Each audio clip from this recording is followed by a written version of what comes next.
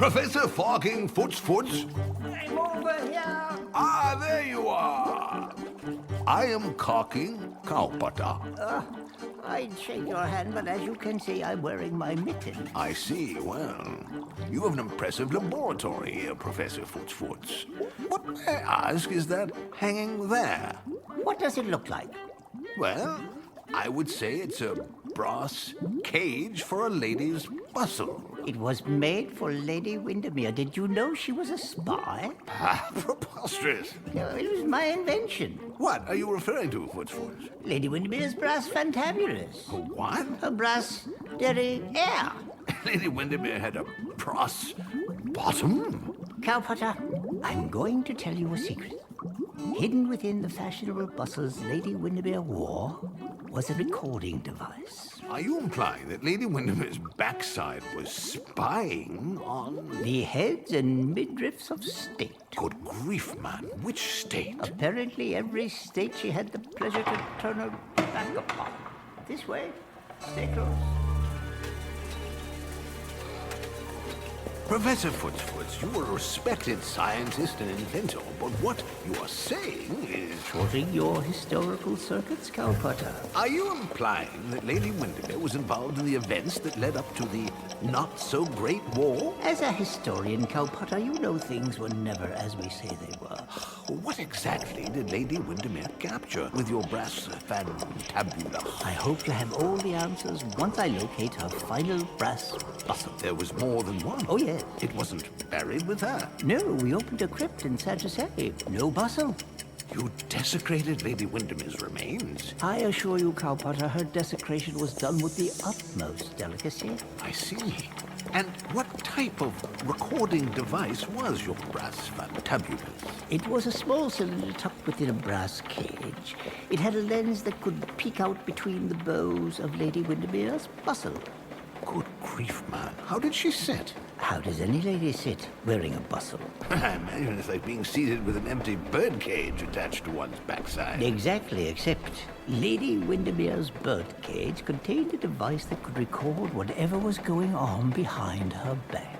I must hand it to you, Foots. That was a devilishly clever use of fashion. It was because of Lady Windermere's brass tushy that we now know the events that led up to the not-so-great war. Well, I am here to set our history straight. Come, Cowpotter. Let me show you the marvels of modern science.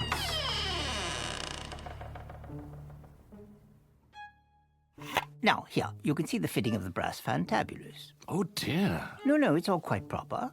Within the bustle is a cylinder that records both sight and sound. As you'll see, I'm teaching Lady Windermere how to walk, so the lens hidden within the bows of her bustle will scan the entire room. It was imperative that her hip movements created a smooth scanning back and forth as she walked across the room while recording everything behind her.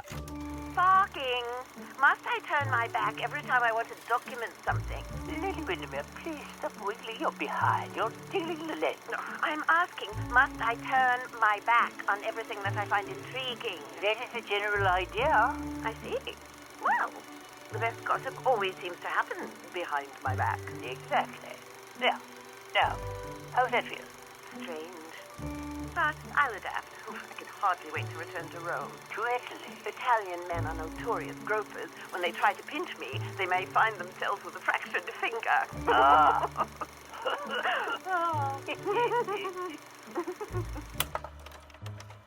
All this was captured by Lady Windermere's bustle? It was.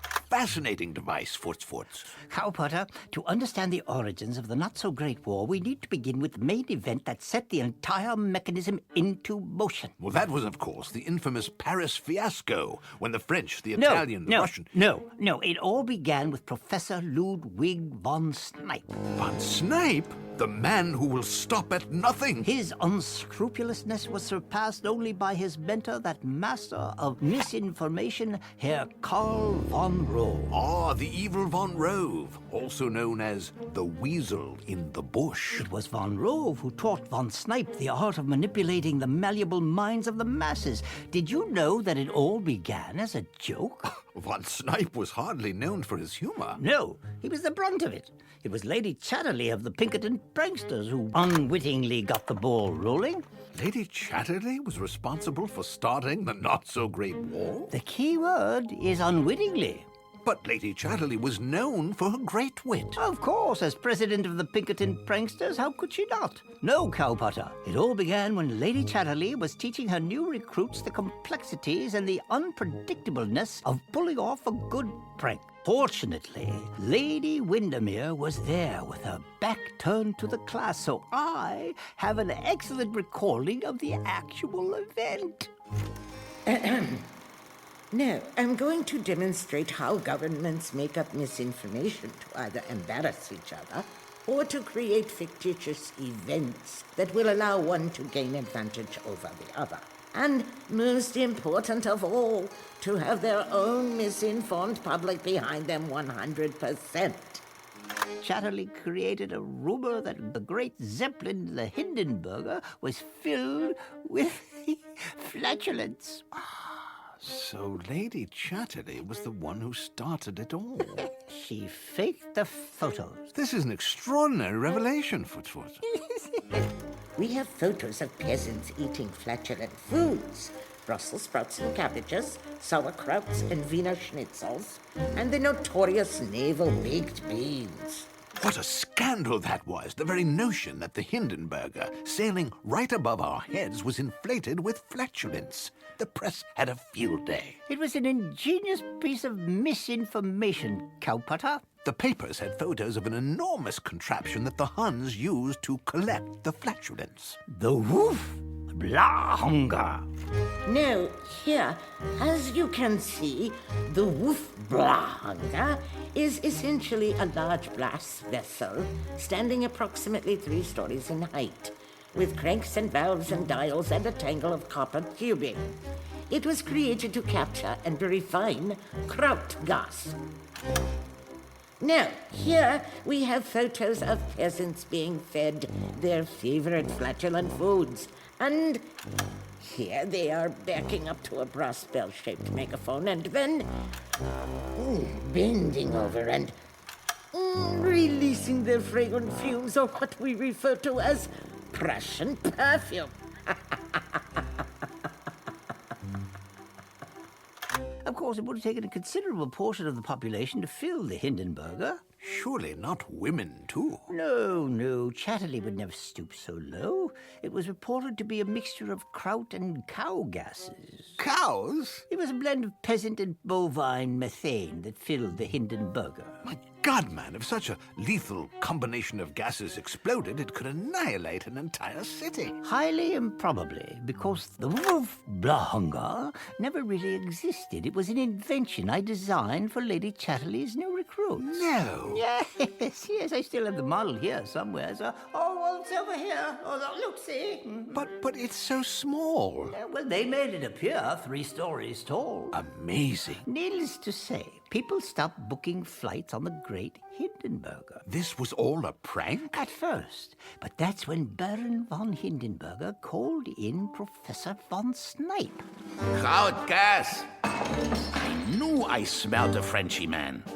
La Pew, you will pay for insulting not only the greatest Zeppelin in the history of lighters and air flight, but also for insulting all the God-fearing peasants of the Rhineland.